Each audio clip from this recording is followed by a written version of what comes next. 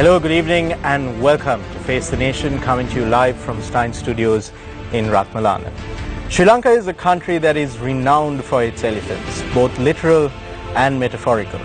And while our literal four-legged beasts may be threatened by loss of habitat, the metaphorical white elephants can be considered to be almost an invasive species. According to some analysts at least, the undisputed king of this herd is the winged white elephant, SriLankan Airlines. To discuss the current status of SriLankan Airlines, its future, and ensuring accountability in the management of this airline, we've assembled an eminent panel of experts on Face the Nation today. Let me start off by introducing them to you. First, we have Captain Gihan Fernando. He is an honorary life member of the Airline Pilots Guild of Sri Lanka. We also have joining us Mr. Ravi Ratnasabapathy, a fellow at the Advocata Institute, a liberal think tank based here in Colombo. His particular area of interest tonight is SriLankan Airlines as a state-owned enterprise. We're also joined by Captain Elmo Jayawardena, who's no stranger to the public eye and a very senior pilot himself, and also an international flight instructor. And we're also joined by Mr. Wasantha Kumarasiri, who is the former CEO of Air New Guinea. Gentlemen, thank you very much for coming on the show tonight. Captain Gihan Fernando, as the representative of the Airline Pilots Guild of Sri Lanka tonight, I'd like to pose my first question to you. Now, we have the Presidential Commission of Inquiry that is investigating alleged acts of malpractice at Sri Lankan Airlines, Sri Lankan Catering and Mihin Lanka. The airline pilots, the president of the Airline Pilots Guild testified before the commission today. And once again, as we have seen with the case of the Bond Commission as well, there were some startling revelations that came to light. From your standpoint, how do you see Sri Lankan Airlines sort of recovering from this mess that it's in? Really, we have seen ups and downs of our national airline right throughout the 50 years that I have been flying. And it's always we were able to somehow weather the storm and get back to, if not profitability, at least to a break-even point. So I believe that this is just one of them things that eventually will be sorted out. But we feel that the airline can be turned around if only proper aviation policy is ironed out for our country, because the aviation policy at the moment seems to be in a fluid state and no one really knows what the terms of reference are. So if that is first identified, whoever comes into the board of the Sri Lankan would be able to progress, and of course it should be monitored with key performance indicators, and also we should be able to, in case it doesn't deliver the goods, then the board should be dealt with in that sense. Captain, in your view, what is the root of the problem at Sri Lankan right now? Is it political interference? Is it poor management choices, poor management decisions?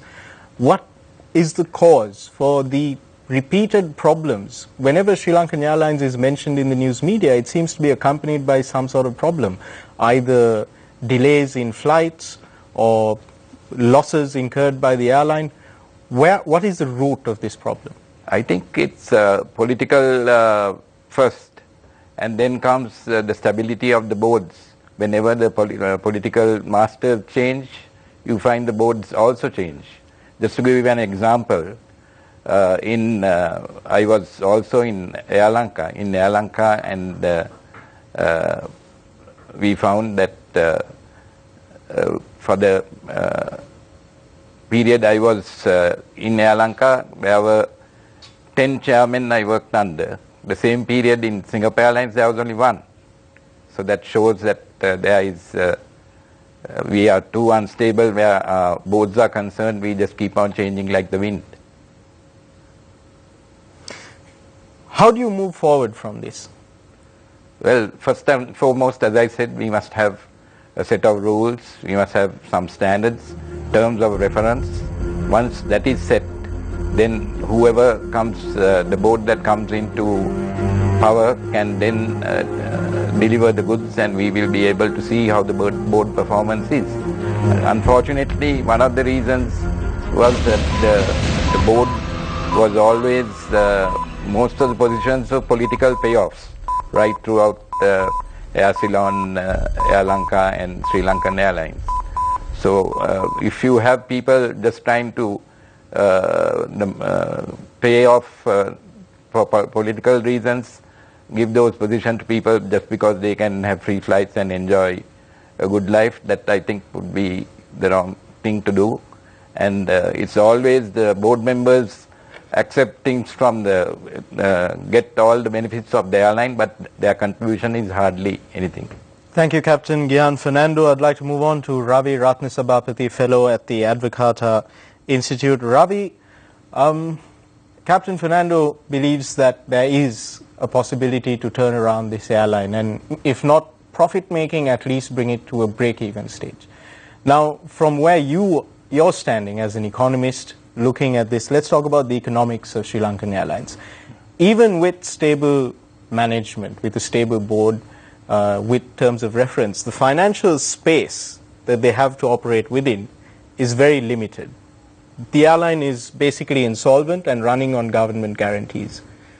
Is it possible to turn this around? Right. Well, I'm not an airline expert. I think the gentlemen around me, we were just counting, they have about 110 years of airline experience amongst them, whereas I have none.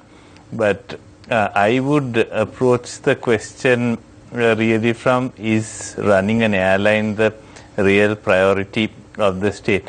Now, the question as to whether it may be better managed. Now, obviously, if the plan is to sell the airline, then one hopes that whoever buys it will make a better job of managing it. So, as we do know that state enterprises suffer from a structural problem, that there's a double agency. It's not just shareholders and managers being owner and agent, but you've got shareholders, managers and politicians in the mix in a state enterprise. So which always makes managing a state business much more inherently difficult. Airlines themselves are highly competitive international businesses. They're large businesses that can easily, if certain calculations go off, end up with huge losses. So it's a risky business to be in. With perhaps completely independent ownership and management, yes, that airline might actually run at a profit, but as a state... But given the massive liabilities that it already has, is anyone, I mean the government right now is struggling to find investors to invest in SriLankan Airlines. Negotiations with several parties have sort of broken down, and it's still very much the same as it was when this government took over in 2015. So how can you attract a partner to take SriLankan Airlines forward, or even to privatize it with the massive liabilities that it has? Yes, that is a problem. That's also the problem that India is facing with its loss-making airlines, which is also on the block for sale, and they're a little ahead of us in the game because they've already tried selling it but haven't succeeded. So it's a question of who takes the hit. You've got a negative balance sheet. Now nobody is going to buy it with all of those liabilities, so somebody is going to have to write off that or clean or put money in before it can be sorted out. So at the moment, if you look at it, a lot of those debts are being funded by the state banks themselves, which in turn are backed by government guarantees. So do the state banks take the hit? Does the government pump in the money? There's 49 billion rupees worth of loans that the two state banks have given on letters of comfort issued by the finance ministry. So now, if the finance ministry were to withdraw those letters of comfort, the state banks would If need the state to banks provide. were to call in their debts, Sri Lankan would be in a very troubling position. Yes, and the state banks themselves would also be in rather deep Thank you, trouble. Ravi. Let's move on to Captain Elmo Jayawardena. Captain Elmo, why is it important, or is it important, that we continue to fly the Sri Lankan flag in the skies, that we continue to have a national carrier, having listened to what both Captain Fernando and Ravi have had to say? You know, this is a very serious discussion, right? Let me just try and ease the situation a bit. I am a pilot. Now, if you ask me any question about flying aeroplanes, I think I can answer. And my main forte is training pilots. That also I can handle. But when you ask me, should the airline fly? And he was already talking about billions and trillions and things like that, which went over my head like a six, right? So let me make it very simple to you. What I have seen from the first day I sat in an aeroplane in Sri Lanka was bad management, because bad people were in power. And that was, as my good friend Captain Fernando said, maybe political payoffs. And they came into the boards and they did whatever they want. Some were good, you must always explain that also. And most of them had a 3 years, 4 years or whatever it was, and then they left when the powers changed, and that's it. Of course, they've gone to Paris and Rome and all these places. I also worked for Singapore Airlines. Every time that company did something, you only had to look at the chairman. J.Y.M. Pillai, 22 years chairman. End of story. So I don't know how many chairmans we had. So whether the airline should fly or not was your question. To go back to that, I think as a national carrier, it's important to maintain that airline, but not at the whims and fancies of Devan Navaya. Let's forget that part. Unless somebody can change that, I don't know how they are going to change the present run of losing money. Let me just, I got 1 minute to go, right? Don't worry about the time, I'll let you know. No, but it's okay. One important thing. My knowledge on the airline operation is from the newspapers and the electronic media. I don't meet people to talk. But when the people who are watching the program also like me, people who read the newspapers or watch the television, I saw there was a very big meeting with the head of the country, plus some ministers, plus a full board, right, and everybody and 6 unions on how to improve this airline. And the request made by the highest authority was, I want to make sure that this aeroplane, when passenger gets in, he gets down safely. I want to make sure of that. I want to make sure that the service is good. And I read it and I thought, hey, Sri Lankan doesn't have accident record at all. They never put a piece of sticking plaster on a passenger. So what is he talking about? Safety. It's there. What about service? It is also there. The problem is with the management by the people they appointed. End of story. Time up. Thank you, Captain Elmo. Well timed and quite succinct in your answer there. I thank you. Based on what you said, actually, I'm going to come to Mr. Wasantha Kumarasiri, who is the former CEO of Air Niugini, who was actually at the helm of Air Niugini during some very troubled times for that airline. For our viewers who don't know, Air Niugini is the national carrier of Papua New Guinea. Mr. Kumarasiri, in his memoirs, Lee Kuan Yew wrote that in providing assistance from Singapore to setting up Air Lanka, providing assistance to President Jayawardena to setting up Air Lanka here, he says that he had informed President Jayawardena that a pilot can't run an airline, that you need a manager, a business manager. From your standpoint, having managed the airline as well, Is there any truth to this statement? You put me on the spot, huh? Okay. Yeah, we are sitting next to Okay, yes, right. Okay, it's, I think the Singapore leader, Lee Kuan Yew, may have had these reasons to say so. But in today's world, there are many pilots who are operating and running very successful airlines. And that's due to their experience and the exposure. So if you appoint a person that you mentioned with zero experience in running an operation of this nature, you have to expect the result. So that's the answer to your question. Mr. Kumarasiri, moving forward, what does SriLankan Airlines need to do now to sort of get back into the green? Okay. Now let's look at where it is today and what we were trying to do, and are we successful and what is there for tomorrow. We knew there was a loss. We went to the world market, looked for partners. We lost 2 years since I saw that. And today, still we are looking for a partner.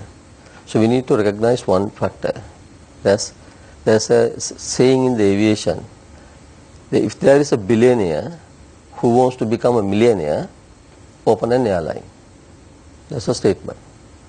So we can't find that billionaire who wants to become a millionaire. So that's a fact. Second part is that we want to decide, as a nation, we have to decide whether we want to run this airline and maintain the national identity. Okay, that's 2. 3, if the answer is yes, then appoint people who are experienced and professional and hold both the boards and the management accountable. When you want to hold the boards and management accountable, give them the freedom to operate.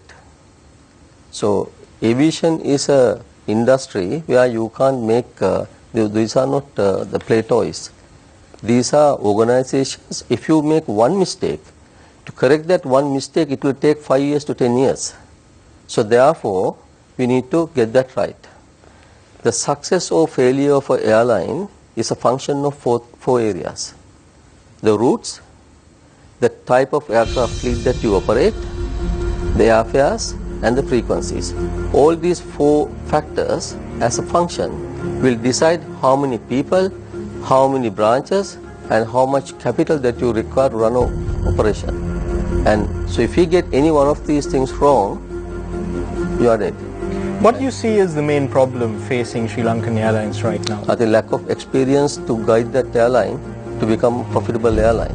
That's what it is. It's a lack of exposure and experience that is there. But if you look at like the former management, the former CEO, being a pilot, had a fair bit of experience as well. The former board also, and the current board too, has extensive experience in managing businesses, in the airline industry as well. There were, I think, 1 or 2 members of the former board who had experience in the airline industry as well. So when you say lack of experience, what is the experience that they're lacking? There's an experience called, there's an experience for the sake of experience. There's a thing called hands-on experience. To convert this organization, you need to have hands-on experience. You can't put people to test because they had 1 or 2 years experience to run it, and then give them an opportunity to just test it. You are only wasting the time of the public as well as the country. Now, if SriLankan Airlines if the government decides to close it today, all the borrowings that the Sri Lankan has done does not disappear. So it's going to stay with the state. So state has to fund that part. So therefore, what is needed for SriLankan Airlines today is to reset it. Japan Airlines did that, Malaysian Airlines did that, and Qantas did that. The New Zealand Airlines did that when Ansett went bankrupt. Thank you, Mr. Kumarasiri. We need to move into the question and answer session. A hard reset is what we need, according to Mr. Kumarasiri, but is it possible for SriLankan Airlines to undergo a hard reset? Let's move on to the question and answer round. We have joining us our 2 journalists today, Charita Fernando, who's the Assistant Manager of Business News at Newsfirst, and we also have Zulfiq Farzan, who has been closely following the developments at the Presidential Commission of Inquiry into malpractices at SriLankan Airlines, SriLankan Catering and Mihin Lanka. Charita Zulfiq, thank you very much for being on the show. Charita, let's start with you. Thank you, Nadim. My first question is to Captain Gehan Fernando.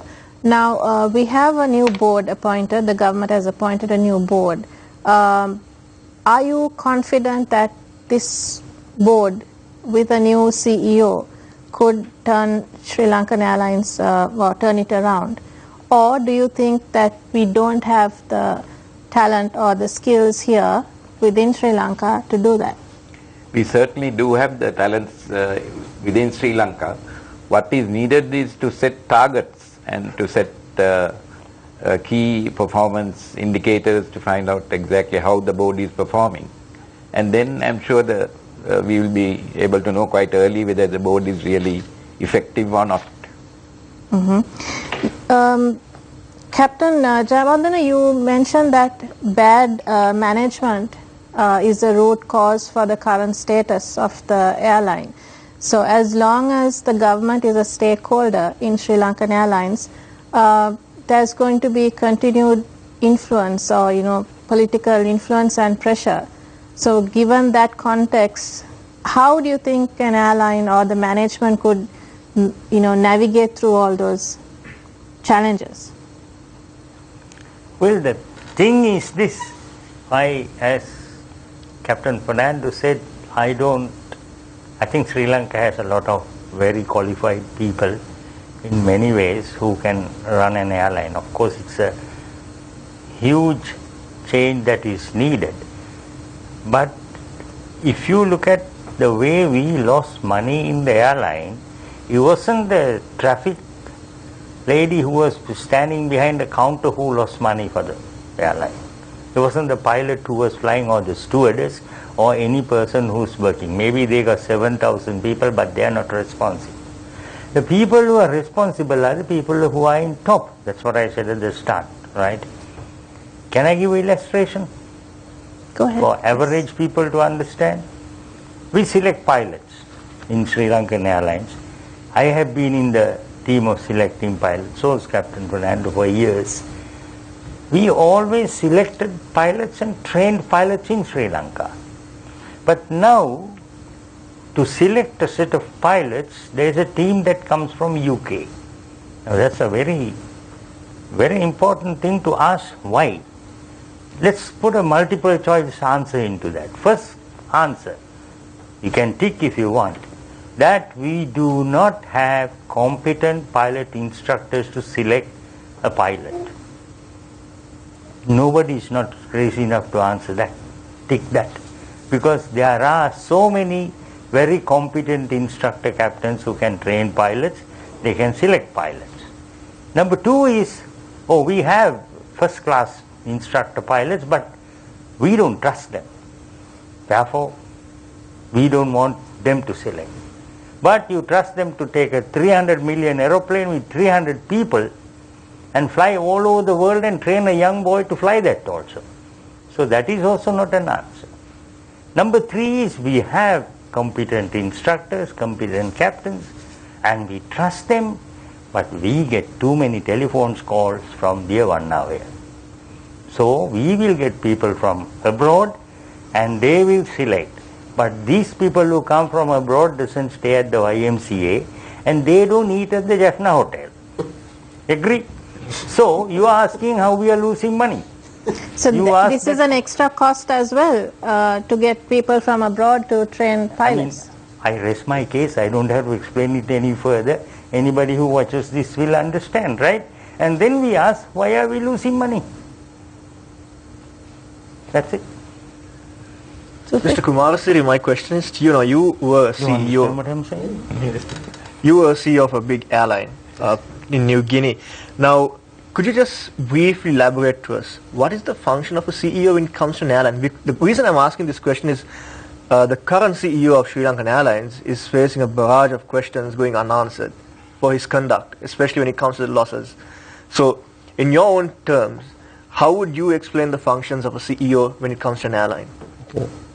The function of a airline CEO, there are three things. One, the safe operation of the airline. 2, make sure the airline has financial resources. 3, make sure it operates continuously and operate profitably. So those are the 3 key things an airline CEO has to ensure. And to do that, there are all the other supports behind that. First, the board. 2, the people. 3, the shareholders. In very short term. Following up on that question, you spoke about the board as well. Yeah. Now, like Mr. Jayawardena said, the board changes as soon as the new faces come into Parliament. So does the chairman, and so does the CEO. And like you said, there was a chairman of an airline who was serving for more than 20 years. If SriLankan Airlines is to sustain, if SriLankan Airlines is to reach its glory, like back in the day, like Air Lanka was, well accepted worldwide, what should the current board do? Okay. The current board, what they should do is they should provide the leadership to the CEO and also direction and the guidance to the CEO. The CEO and the board, they have to work hand in hand.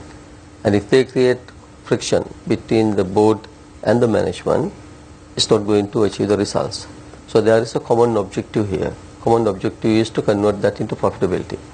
Now when you want to convert that into profitability, there are many ways you can do that. 1, you can do it as expanding airline. 2, you can do it in a shrinking airline. So then the shareholder has to give the direction to the board whether to bring that in a shrinking way or maintaining the status quo and expand. And as a nation, we need to look at what are the nation's agendas, the national agendas. National agenda, we are saying that we want to be one of the best tourist destinations in the world, and by 2020 we want to have X number of tourists coming into the country. So then we have to ask, who is going to bring those tourists?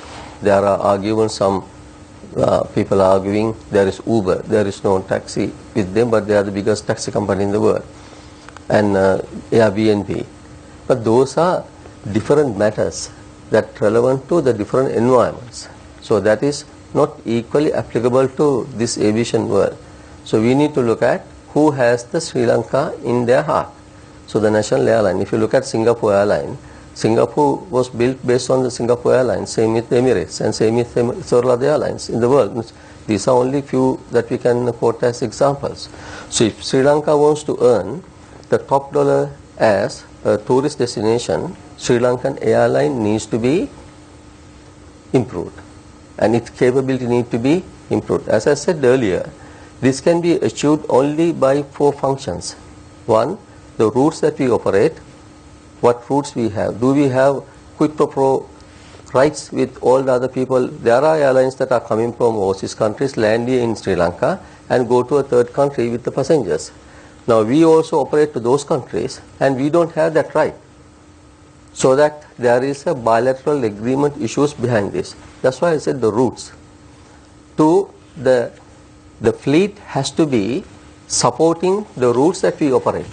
As I understand, from Melbourne to Colombo, at the moment we lose about 20 tons of cargo. There is business there we can't carry. Why? The aircraft does not have the capability to best capability. So the A330 that we operate is not the best aircraft type to operate such routes. So that's why I said the routes, the fleet has to be futuristic and business supporting.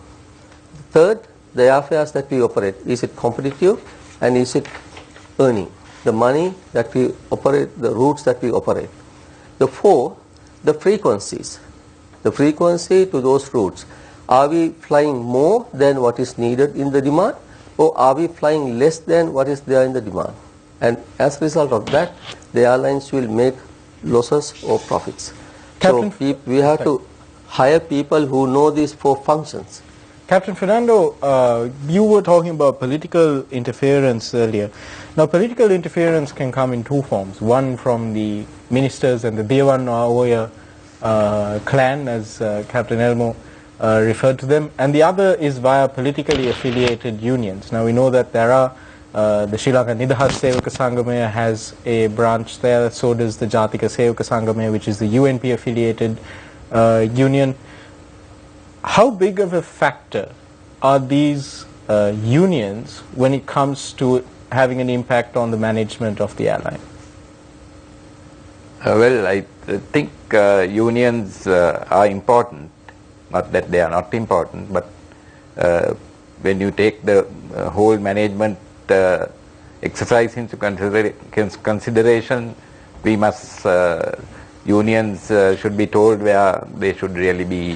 The reason that I asked this question from you is, now for example, the Airline Pilots Guild of Sri Lanka doesn't have a political affiliation, does it? That's correct. But you do have unions in SriLankan Airlines that are politically affiliated to the major political parties. So in that kind of a context, isn't it very difficult for even a good manager to make much needed management decisions? Certainly, yeah. In fact, in Air Ceylon, one minister was heard to say that it was easier to manage the harbour workers, because we were under the Ministry of Communication. It was easier to manage the harbour workers than to manage the unions in Air Ceylon, you see. So that sort of thing has crept into Sri Lankan also. Again, in 1979, when Air Lanka was formed, it was formed under the Private Companies Ordinance. Every director contributed 100 rupees, and it was going to run like a private company, and the ARs and FRs were going out of the window. That's what the President told us during that time. But slowly it has gone back to square one. So we leave it to the viewers to Captain decide. Elmo, based on what Mr. Wickramasiri was saying earlier, Mr. Kumarasiri was saying earlier, there was the president of the Airline Pilots Guild, Ruan Withanage, testified before the commission, and he also brought up this losses in cargo, cargo air traffic that the airline was losing out on because it had opted for narrow-bodied aircraft. I think he was specifically referring to the Hong Kong route, and he said we'd lost 20 tons of because of the limited payload capacity of the A320s. Now, another thing that the president of the Airline Pilots Guild had highlighted was that in 2013 an attempt was made to reduce the cutoff mark on the examination to recruit first officers to SriLankan Airlines. Where do you see this as an international flight instructor? Do you think it was a necessary move to reduce do you think it is necessary to reduce the cutoff mark? I think in the simplest way of answering that question, whatever the exam is, the pass mark is set before the exam is answered by people. And if the pass mark is set and if it is changed after the people answer the examination, I think anybody who is watching this program would know why and how it has happened. I think it's shameful. Zulfiq, you were at the commission today. Would you like to follow up on the developments that unfolded there today? Yes, Nadim, a question to Captain Elmo Jayawardena. Now, you have a great amount of experience flying planes and also instructing. A question that was posed at the commission today was about the lifespan of an aircraft. Lifespan of an aircraft? Yeah, for how long you can use a plane. Yes. Now, in SriLankan Airlines, it has come to light that there are certain planes that are over 18 years old. Yes. Now, in your view, you're an experienced pilot. Would you fly a plane like that? You know, I've flown so many aeroplanes, but I never knew when they were born, right? Because all these aeroplanes have stringent checks that are done by the company and are monitored by the authority, that is the Civil Aviation Authority, to check their airworthiness. I know the world is full of aeroplanes that are more than 18 years old, but I do not know the status of any Sri Lankan aeroplane because I haven't flown any of those Airbuses. But if the Civil Aviation Authority says that this aeroplane is safe to fly, then I don't see a reason why it should not fly. But there may be some other reasons that you want to change, because older the aeroplane, more repairs, and then your fuel burn-offs change, and all those things are there. There are many factors to it. But we can't just say there's an 18-year-old aeroplane, we cannot fly that. Now, I only read it in the newspapers about the ETOPS, that 5 of the 6 aeroplanes does not have ETOP qualification, and only 1 has, and there was a complaint about it, right? Now, there are certain airlines that, let me explain it in a simple term. You have 20 aeroplanes and you have 100 routes to fly. Out of the 100 routes, certain routes are ETOPS. Let's say 50 of them are ETOPS routes. So if you have 20 aeroplanes, you might have only 10 aeroplanes and use them on the ETOPS route, because ETOPS means extra costers, right? So there is no point in making all 20 ETOPS qualified, because you are not using it like that. So there are many factors that we can't just come across the table and answer, right? But the basic thing is that there is a lot of mistakes made in management, and that is the reason why the money is lost. No pilot can lose money for an airline, no? I mean, he just flies it from A to B, that's about all, unless he crashes it. But if he flies it, no problem. Same way for the cabin crew, or same way for everybody. It's only the big bosses. Chaita? Yes. Ravi, now you're someone who has researched on state-owned enterprises, including SriLankan Airlines. Now, the annual report of the Finance Ministry for 2017 says, despite an increase of tourist arrivals to Sri Lanka, the revenue of SriLankan Airlines has only increased by 4.6%, which means that the expenditure has been way high. So what are the areas that has caused higher expenditure? Sorry. Let's take last year, for example. Could you just, I didn't quite get what you were... Okay, so the Finance Ministry report, annual report for 2017 says, despite an increase in tourist arrivals to Sri Lanka, SriLankan Airlines revenue has increased only by 4.6%, and their total expenditure has increased by 15.2%. Right. Without going into the details of the accounts, the 2018 accounts are not yet out. It's difficult to say why. This is for 2017. This is the Finance Ministry report. Yeah. So what happens? You need to look at the accounts of SriLankan Airlines. Generally, what are the areas that has resulted in high expenditure? What I think the point that the Finance Ministry report is trying to bring out is that although you've had a larger increase in the number of tourists, the airline revenue hasn't gone up. So that's one point. So the question is, to bring in tourists, you need flights, but do you need the airline to do that? So you might want to see how many flights SriLankan Airlines operates, and versus the number of flights that are coming in from other airlines. For example, there was a liberalization of air services with India that took place in 2003. Previously, it was governed by the bilateral service agreement, which restricted the number of flights, the prices at which they could fly, the number of cities to which they could fly. They liberalized the whole lot and also gave visa on arrival to Indians, which they did not do before. So India, which was the third highest provider of tourists before, within a couple of years they became the largest source of tourists. So by liberalizing services, it's possible to actually increase tourist arrivals without necessarily having an airline, because the number of flights went up. We had all the private airlines flying in. They flew from all sorts of other cities. So basically market forces started to work. Instead of a bilateral service agreement that had been signed in 1945 or something, or 1948 between India and Ceylon. So that's the point. One point that now tourist arrivals haven't really translated to the increase in revenue of SriLankan Airlines. Now, as to the costs, of course, I'm afraid I don't have an answer, because you have to see what really went into that. Yeah. Mr. Kumarasuri, I think you have a response. I think the answer was there was public news too. The public news was 2016. This is 2016-17 financial year, right? Yes. 2016 we cancelled the Europe routes. We cancelled the Europe routes, so the revenue dropped, right?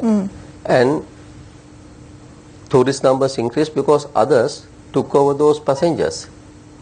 What about the cancellation of the lease agreements? Do you think? Let me finish.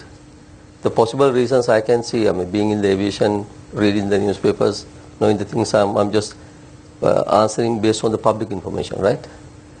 When we canceled the routes, we did not reduce the fleet significantly, but the France and the European routes, they were very significant to the local economy, to bring the tourists, right? So we cancelled the routes, so we lost the revenue. But the expenditure remained the same, because the number of aircraft remained the same, the number of pilots and the engineers, the employees remained the same, therefore the cost remained the same. The other side, those tourist numbers who are coming in, those routes were taken over, those passengers were taken over by the other airlines who are flying into the country. So actually this is where Sri Lankan lost. This is why I said at the beginning, the country has to decide what agenda we want, whether we want to be an expanding and growing airline or we want to be a shrinking airline. So when you make shrinking decisions, this is the outcome. We have to go in for a short commercial break, Chaita. You have plenty of time on the other side as well. How important is the national carrier to Sri Lanka's tourism industry? All this and more coming up on the other side. Stay with Face the Nation.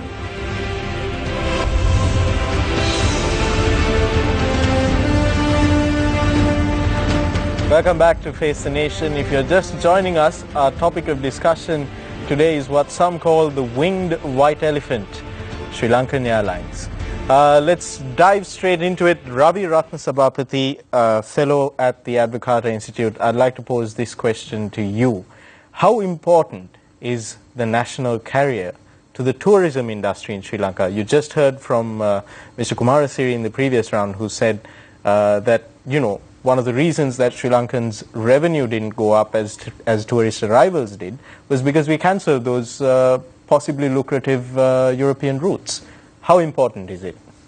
I would feel that you don't really need a national airline or a state-owned airline to provide the flights. They can be provided by other airlines, by charter flights, which is how a lot of the package tourists were coming in. So I don't think the airline is particularly important. Of course, you might still want the Sri Lankan Airlines name to be there, but then that need not be as a state enterprise. It can run as a privately managed airline, serving the country, which is what it did when Emirates was managing it for a good 10 years. Do you think that it is still feasible for Sri Lanka to attract a partner like it did with Emirates some years back? Do you think it's still feasible? There were rumors regarding possible entry by Qatar Airways. There were rumors regarding partnerships with Japan. There were rumors regarding local partnerships as well, bringing in from the local private sector and bringing in foreign partners from overseas as well. Is that still feasible? Can we still have a Sri Lankan Airlines operating in that way? It would depend on what kind of risk appetite the investors have, but I would say advertise and look for agents who can look for buyers and try. Let's talk extreme measures. Do you think the government should take on all the liabilities and list Sri Lankan Airlines as a public company? They have already taken on effectively the liabilities by giving the guarantees against all the debt it has taken. If I might read the list that I compiled, the two state banks, 49 billion rupees as at the last balance sheet date, then a further 26 billion rupees on an international bond, then a billion rupees taken from the EPF and as preference shares in one of the subsidiary companies, either catering or one of the other subsidiaries. They've subscribed, the EPF has subscribed a billion rupees into that. So now all this money is already the EPF money is, of course, the money of all the employees. It's not even government money, but well, all of it is the money of the people at the end of the day. Exactly, and so this bill is also now effectively, if you withdraw the guarantees, the state banks are going to be in deep trouble. So you can't. So either you they go and have a huge provisioning loss. So it's already on the people. So now are you going to dig the hole any deeper? I'll come back to you in a few minutes, Ravi. Captain Fernando, I'd like to put this to you. This is probably an extreme solution. Do you think you've been there through Air Ceylon, Air Lanka and SriLankan Airlines? Do you think it's feasible if the government if the state were to take on Sri Lankan's liabilities and then list it on the stock exchange as a public company? Do you think that is something that, and the sort of the accountability mechanisms that will be introduced by being a public listed company, do you think that would be a solution to the current dilemma facing Sri Lankan Airlines? Well, I think that may be one answer, but whether it's acceptable to everyone is another thing. Now, I have just one thing to say about the experts whom we have hired to try and get these consultancy firms that we have hired to get our act together. How sure are we of their loyalty towards the particular the aim that we are? Because as you know, there are wheels within wheels. And even some of the deals that Sri Lankan, Air Ceylon and Air Lanka got into were not the best, or the negotiators, we didn't have the people to negotiate, or they were under the influence. I might get... So you're saying they were not entirely above board? Exactly.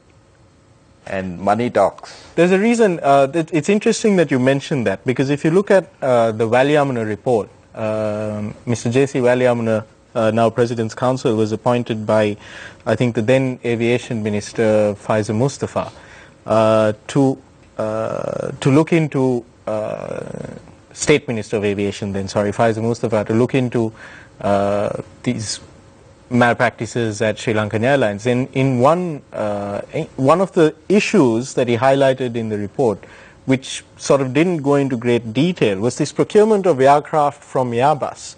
And he noted, I think, in the report that the involvement of the consultant who recommended the purchase of the aircraft from Airbus was in question, and that it warranted further investigation. To your knowledge, or to the knowledge of the Airline Pilots Guild of Sri Lanka, was any such investigation undertaken by the airline internally into the procurement of these Airbus aircraft? Not that I am aware of, but as you know, it's a mercenary world, so we have to, these things are happening all the time in the airline circles. I'm sure everyone knows about all these deals that are going through. So if you cannot sort of trust in the advice of overseas consultants, who can you trust? You have to have a homegrown team who can check out whatever these other expatriate consultants say, because very often they don't know what the Asian environment is. They don't know, I mean, they don't have the local knowledge which is necessary before you come into some conclusion. Thank you, Captain Fernando. Mr. Kowalsiri, I'd like to pose the question that I posed to both Ravi and to Captain Fernando as well to you.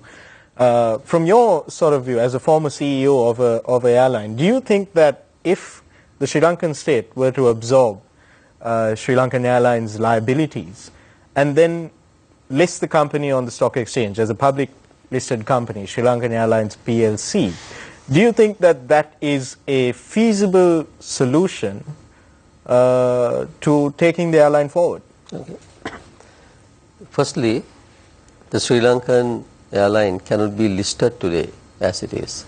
That's one, because there are listing rules. To list an organization, you need to have 5 years of continuous profits. And there are requirements how you list. There's a separate process. However, that is the way forward for the Sri Lankan airline. So what we need to do is today, so as I said earlier, we lost 2 years already. What has happened is you need to look at the balance sheet of the airline. The legacy debts cost cannot be borne by the Sri Lankan airline and its operation. The legacies are too long and these are historical. So we need to make sure today, if the government of the day on behalf of the people decides to make sure this, we need a Sri Lankan airline, we need this identity, we need to go forward. First, that decision need to be made. Two, it need to be reset. The Malaysian airline, they did a reset, same with the Japan airline. What they did was the government took over the entire debt of the past, and they did not ask a foreign airline to come and take this over because anybody will buy that then. So then what they did was they reset that and have a new fresh start. Of course, to do a fresh start, you need to have the working capital, and also then must set up the future management. The state should allow the board and the management to run the operation without interference and make commercial decisions based on the commercial facts. And then continuously after making profits, meeting the listing requirements, list the airline, make it publicly owned. So to sort of put it in a nutshell, what you're saying is that listing is a solution, but we need to work our way towards it. Work towards fulfilling the listing rules and then listing as a company.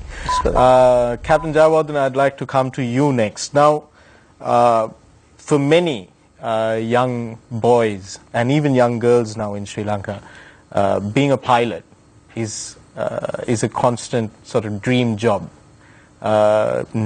Even now we're seeing more and more young men and women getting into the profession of flying. I myself used to have a collection of model aeroplanes. Unfortunately, I don't think I had the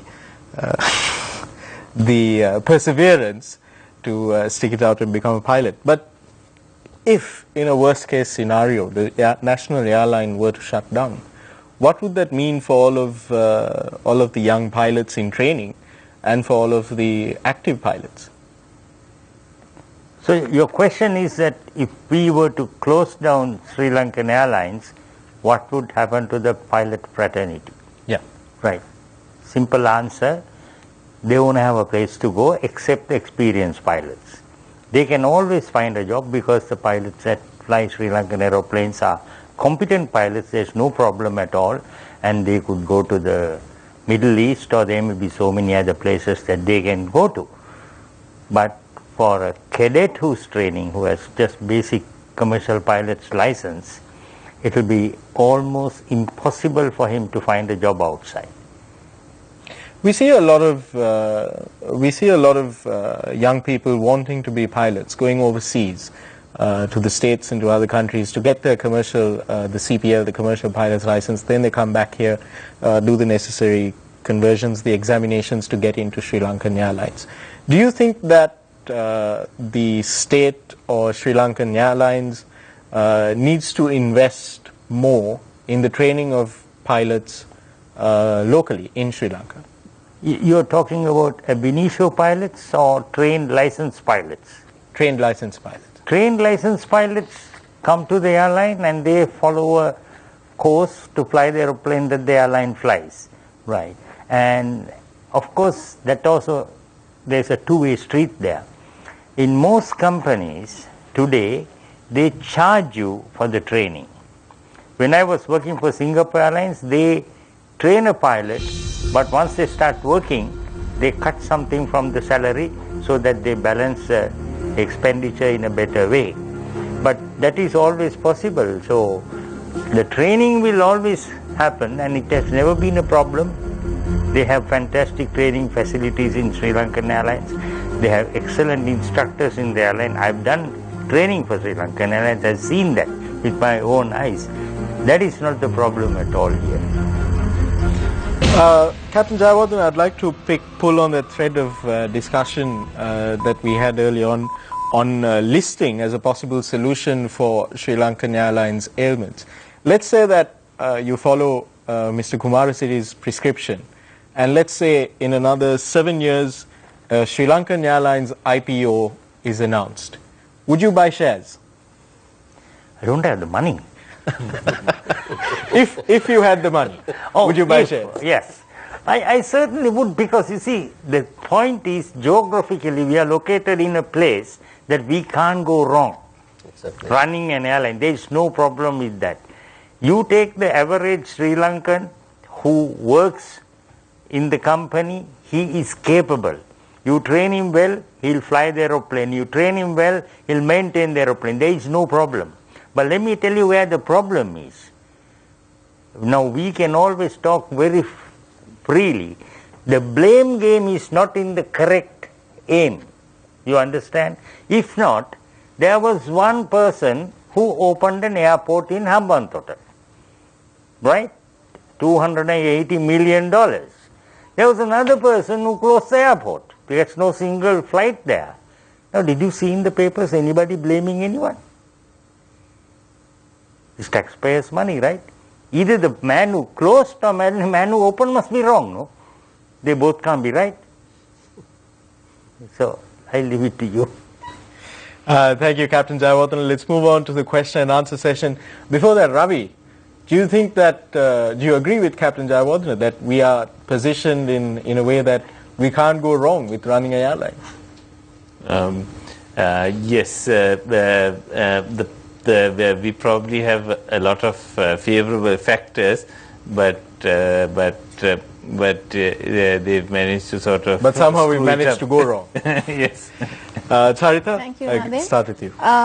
My question is for Captain Ihan Fernando. Captain Fernando, now from what you have heard, the previous management, some of the decisions they took with regard to routes or maybe lease agreements, was there any political influence, any pressure from Devanna to make those decisions, or was it solely by the management? I have no idea of any political pressure being brought in, unless you can give some specific areas. But certainly the decisions are made by that administration, and it didn't the pulling out of Rome, Frankfurt and Paris really didn't change the balance sheet. Mr. Kumarasiri, now you mentioned that the management needs the freedom to operate the airline without any political interference. But then again, if some of the decisions they took were not in the best interest of the airline, and if it added on to more losses, there should be an accountability mechanism, right, to hold the management responsible. And in that light, do you think the ongoing presidential commission of inquiry into the airline would serve that purpose? Do you have the confidence? I think we need to only look at what has happened, and in the previous presidential inquiries, whether it will have taken the right decisions and what actions are we continuing, right? Now, with regards to the management and the boards, they need to be held accountable for the actions. And if they take those actions not due to commercial reasons but due to other reasons, they need to be punished. And if people have acted outside the authority, ultra-virus transactions, binding an airline which is publicly funded now, they should be held accountable.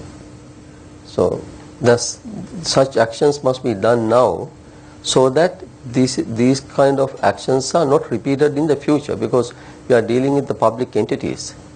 So we must bring people into justice. Mr. Kumarasi, I would like to pick up on something that you said before the break. That's about cancelling the routes to Frankfurt and Paris. Now, I was just going through the evidence that was led today, and it caught my eye that it coincided with the wet lease that was given to Turkish Airlines and Pakistan International Airlines. So cancelling the routes and also giving a wet lease.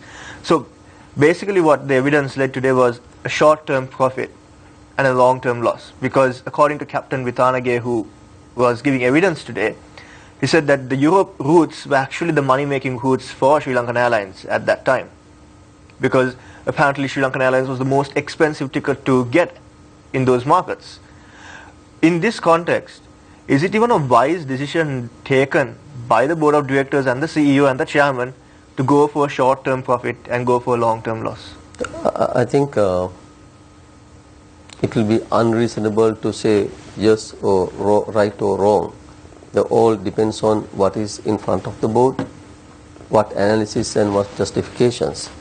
What needs to deal with the inquiry, commission of inquiry, is to get those justifications and see whether it was really, do a technical evaluation, so that if the inquiry, the commission of inquiry does not have that level of expertise independent, they should hire that expertise to get that advice and see whether it is a created environment to show the route is making losses and also want to shut it down.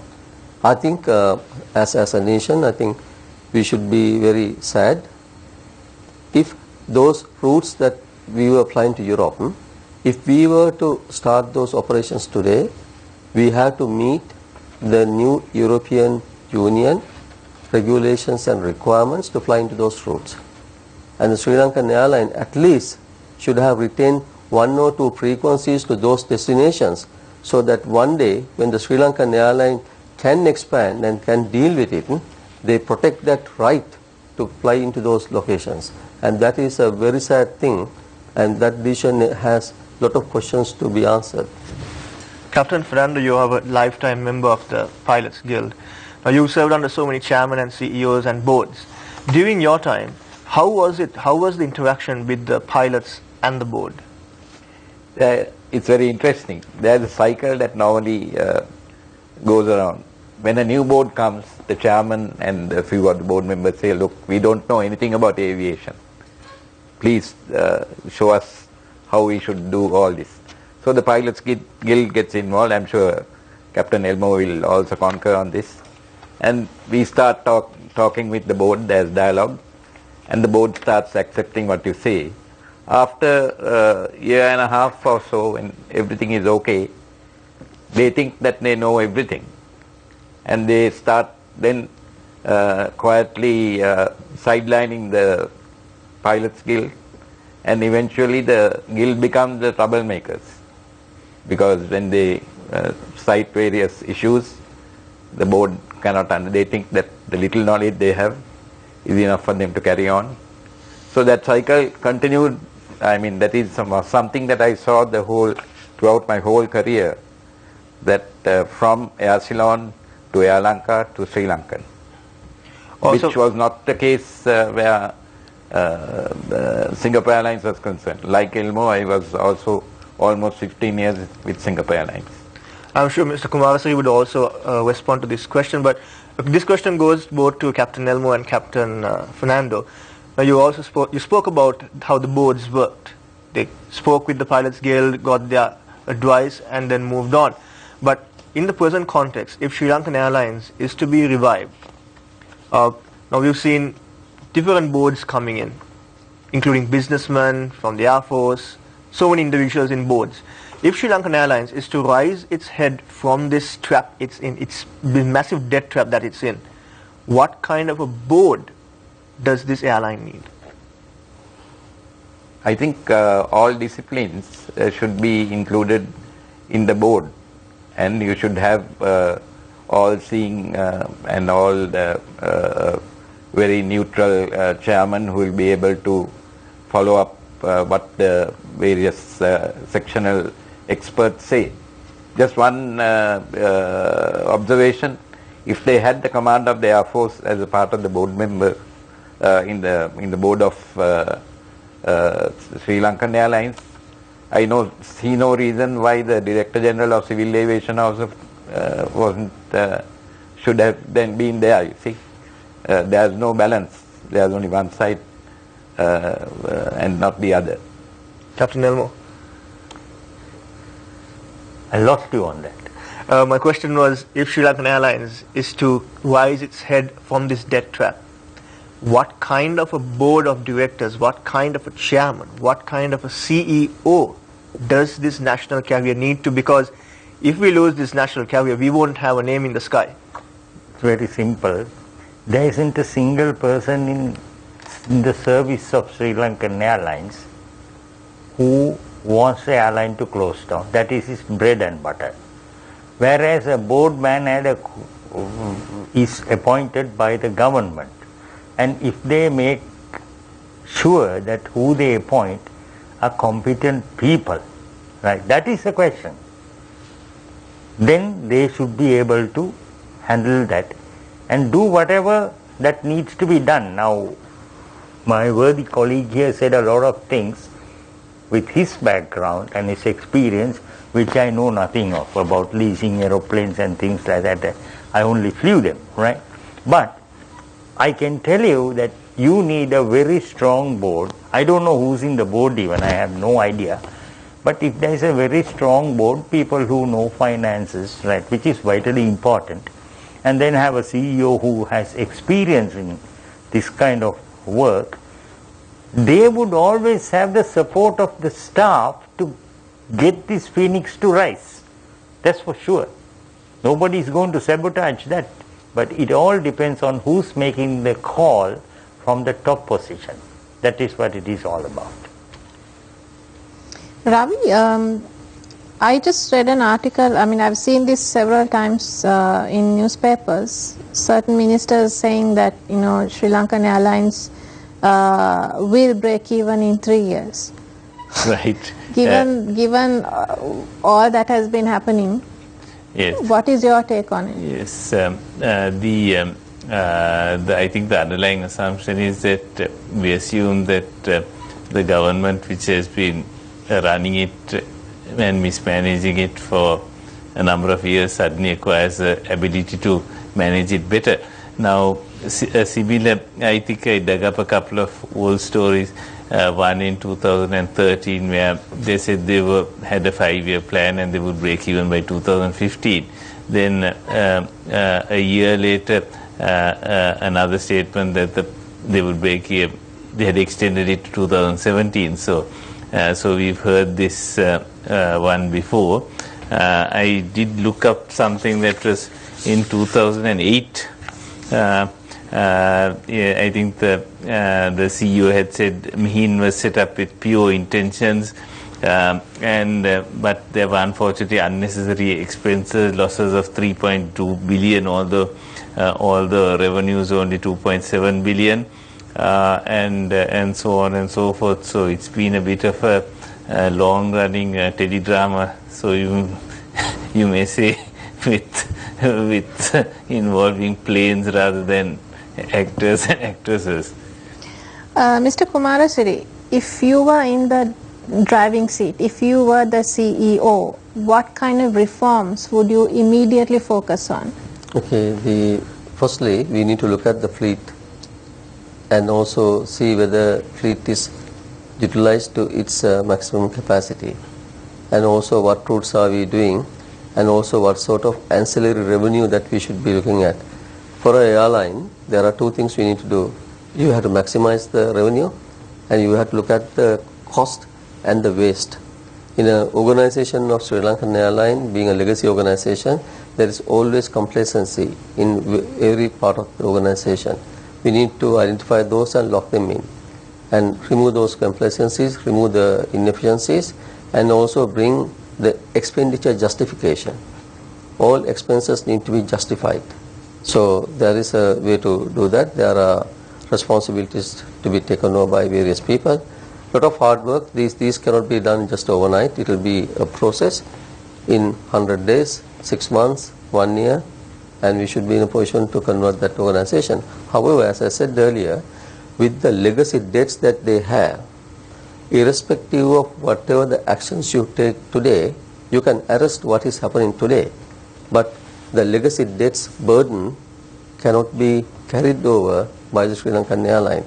I don't know what's the wisdom to convert that in 3 years to profitability, and having that debt having their background, that need to be reset. The debt need to be reset, the airline need to be allowed to operate efficiently and convert that into IPO and go public. That's the way it should be.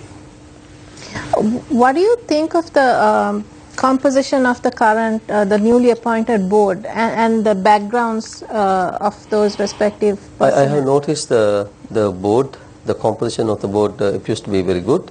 There are a lot of competent people, and also we need to, one important thing I need to highlight, the board needs to have a collective opinion, and what the CEOs find sometimes is the board is divided and they don't know where to go to left or go to right. So the decisions to the CEO has to be collective board decisions, and so that the direction is very clear. Now, with regards to the legacy past, some of the decisions, the wrong decisions we have taken in the past, we have to correct them. Then only can be, as I said, only 4 functions: the routes, fleet, fares and frequencies. Get those 4 functions right, the airline can be reset. What about the staff? And also staff-wise, we need to look at whether it is a top-heavy or balance. If there are 500 managers with 200 people to manage, and if there are managers with no staff to manage, so you have to reset all those ones. When I say reset, reset is a complete reset, finance as well as operations. So some people 89 managers and 500 executives. Some of those 289 don't have people to manage. How many pilots does the airline have? That's a good question. Actually, I'm also not really aware of the total number. More than the number of managers in the airline? No. No. It's not as much as that. But again, the promotions have been given purely to justify the salary. So there are sometimes no people to manage. Captain Fernando, were you part of SriLankan Airlines when Emirates was running it? No. Are you familiar with their management style? Yes, I'm very familiar with it. Can you just give us a comparison of how things were when Peter Hill, he was Peter Hill, right? The CEO? Yes. When he was managing the airline, in terms of the fleet, routes, and day-to-day management of it? I think the pilots didn't have many problems with his type of management in the lower levels. Although the whole policy of the Emirates was always a bit, it was a bit of a grey area as to what the Emirates was planning to do with the airline, whether they were going to reduce us to a niche carrier was always mentioned.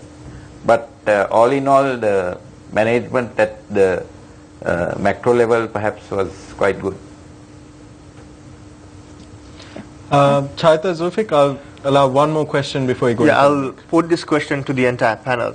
Now, the current CEO has announced early retirement, and in his letter to the chairman, he has made several outlandish requests, including 6-month salary, which runs into the millions, air tickets. So given that the airline is running at a mammoth loss, if either of you were put into the driving seat or put into a management position of decision makers, what would your response be? Okay. I'll speak as a former employee, right? Yeah. With my former work with the airline, I have 9 years of flying forward. But to date, I haven't used a single air ticket. I don't use. I believe that we work there. Of course, we have our rights and privileges. You need to ask yourself whether is it right to do that. Okay, and so I won't use that. And also, when you hire senior executives, when there are terminations to be carried out, there are exit clauses. So those things must have been negotiated at the very beginning. So of course, so people have to honor contracts. Yes. Captain Elmo? I think I agree with him because we don't know what kind of exit clauses were there, and if the contract was to be broken, what was the penalties attached to that. Now supposing you have signed those things as a company, you have to honor your signature that is on that document. Whether it is right for the CEO to ask for all those things is left entirely to his way of thinking and his way of looking at it. That is all I can say. Ravi, what about you? I would concur entirely with Captain Ilmajawardena. That's how I would also feel it's. Captain Fernando, you're I have last year. seen this happen before when Captain George Ferdinand retired prematurely. Of course, he had the unique record of being the manager operations in Air Ceylon as well as manager operations Air Lanka. When he retired or he was leaving the company, he negotiated at that time for certain perks like tickets and all that, and the company agreed and gave him all that. So perhaps it could have been done. If it could have been done at that time, I don't know whether it is totally not acceptable. There can be certain areas which can be compromised. And on that note, we'll go in for a short commercial break. When we come back, the final round. What is the future of the winged white elephant?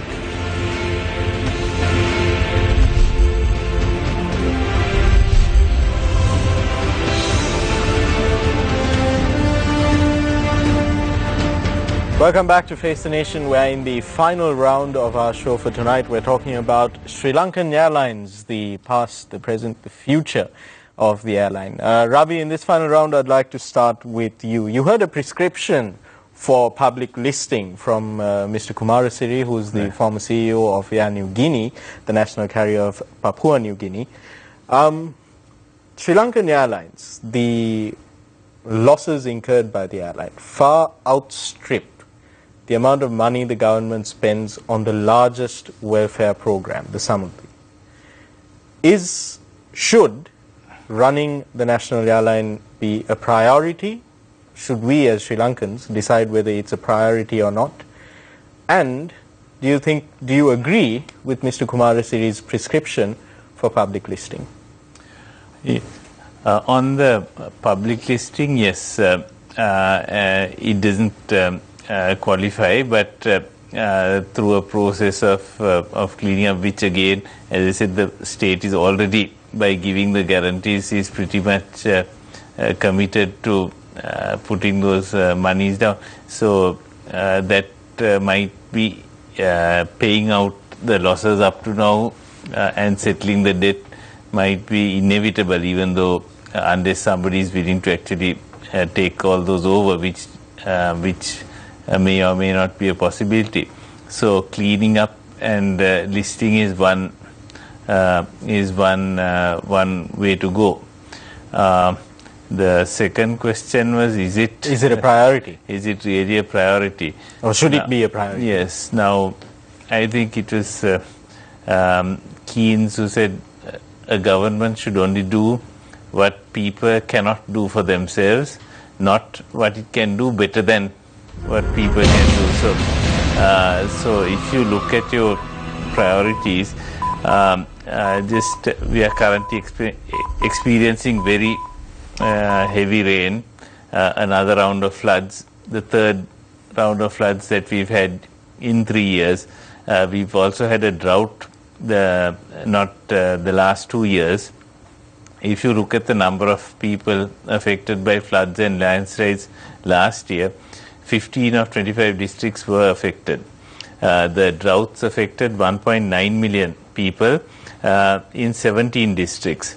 The majority of the people who were affected were poor. 12% of those affected were described as poor as opposed to 6.7, which is the national average. Now, flood and drought management is not something that individuals can, those are huge risks, starting with zoning the floodplain, managing the waterways, the imposing proper building regulations, discouraging risky activities in the, now these are things that risks that are too big for individuals to manage, And that the government must do. and these are things that the government has to do. So in a nutshell, the government has far Bigger. has much more on its Yes. plate to prioritize Yes. than the running of Sri Lankan which Airlines. is not doing. These are not sexy things. These Thank are you. difficult things. So you do the easy things. You do the high profile things. There's a health sector that you have an aging population at the OG. Thank you, Ravi. Yes. I think we all got the gist there. Unfortunately, our time is running out. Captain Fernando, I'd like to come to you next. During the break, it was mentioned that, correct me if I'm wrong, Sri Lankan has 333 employees per aircraft in the fleet. That's And correct. that's 22 aircraft in the fleet. That's 22, correct. is it? Yeah. Do you think that Sri Lankan Airlines needs to downsize? And where does that downsizing need to happen? Yeah, obviously this adds to the fixed costs. Now I just looked at the other airlines. Air India is only 108 per aircraft. Lufthansa is 127. SIA is 140 employees per aircraft.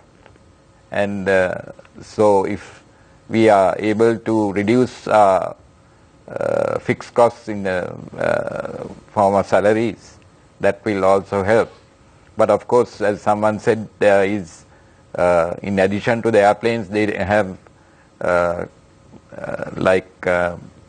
ground handling and all these things to be done on extra airplanes, so on other airlines. So there may be a factor which might have to increase per our own aircraft, but we should get into a more realistic, realistic value. Again, obviously the 7,000 is due to the fact that a lot of political pressure has been brought in to bring passengers on board, as it were. So let's get back to what we were talking about earlier. Something that you brought up in the first round itself was political interference. Now, I mentioned later that political interference can come in two forms, from the top and through the unions as well. Now, as long as that political interference is there, political appointments will be made at every level, not just to top management, but at every level. As long as a politician has supporters who need jobs, he will appoint those people to positions in the enterprises which are under his or her control. How do you address this? Going forward, how do you put a stop to the political interference? It's very difficult, actually. I have seen certain company directors of Sri Lankan who have ticked off or pulled up certain political employees, and they go and go crying to their political master, and then that guy comes and sits on this director, you see. So that type of thing also happens, because perhaps it was that political master who had appointed the director as well. So he cannot control the people, you see. There are many unions that are currently on strike in the country. The Postal Union, I think the Government Medical Officers Association is gearing up for another strike, or they just concluded one strike and they're going in for another one. There's so many strikes going on, it's quite easy to lose track of who's striking and for what. The Airline Pilots Guild of Sri Lanka has never gone on strike, has it?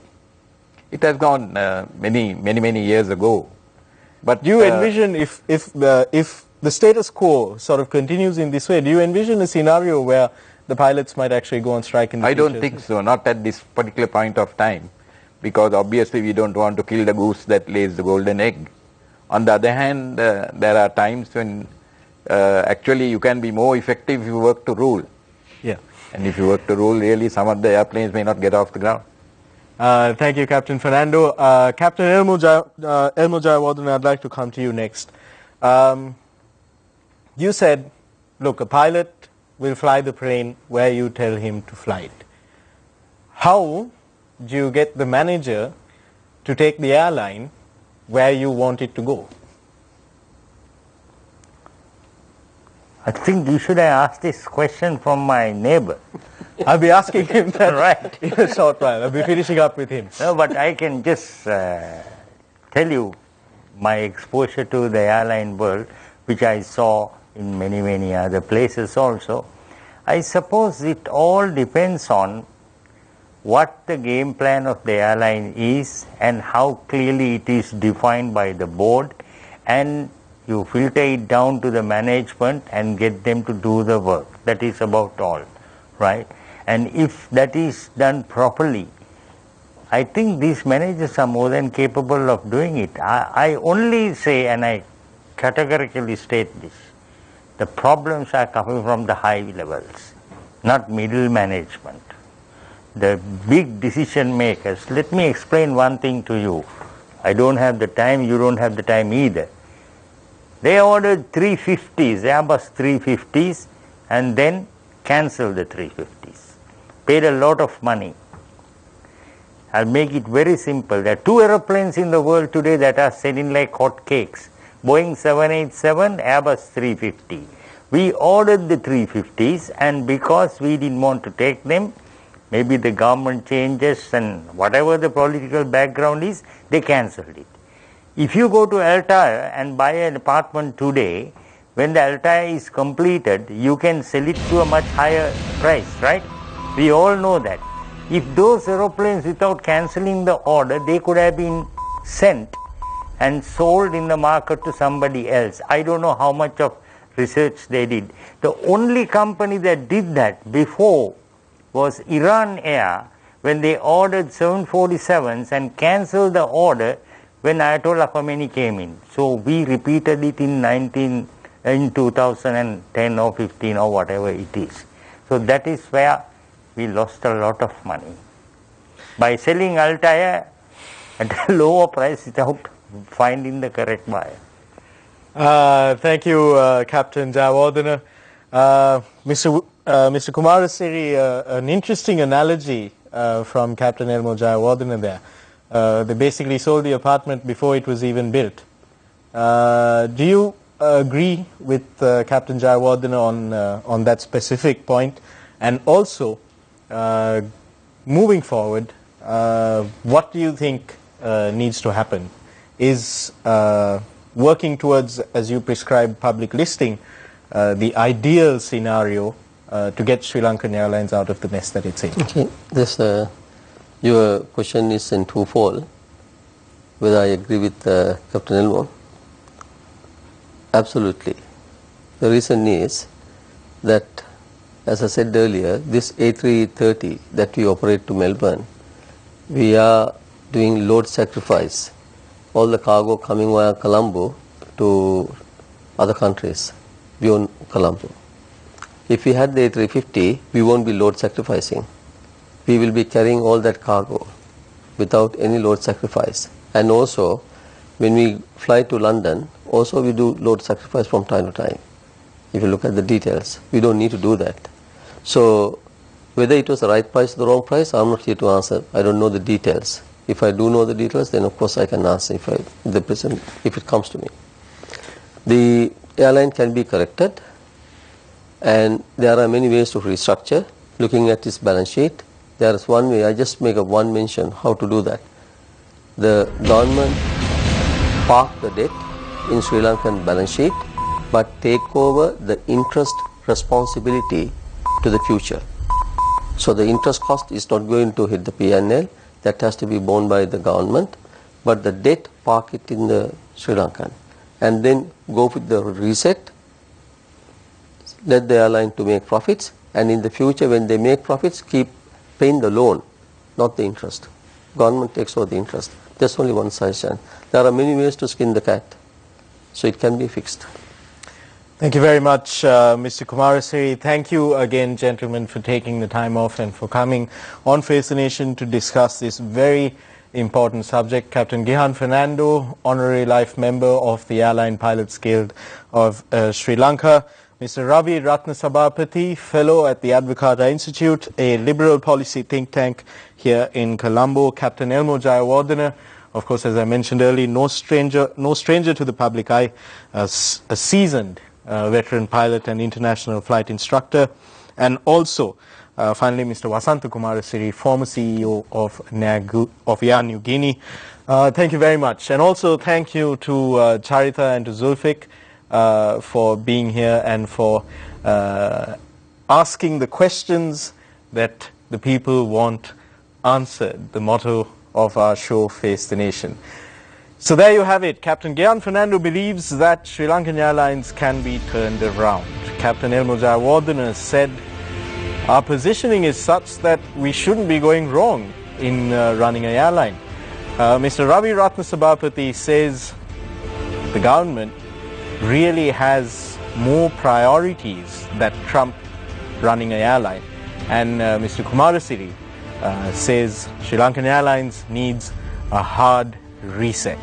At the end of the day, this winged white elephant is running on your dime, the taxpayers' rupees. What do you have to say about the future of Sri Lankan Airlines? Share your thoughts with us. Until then, good night and good luck.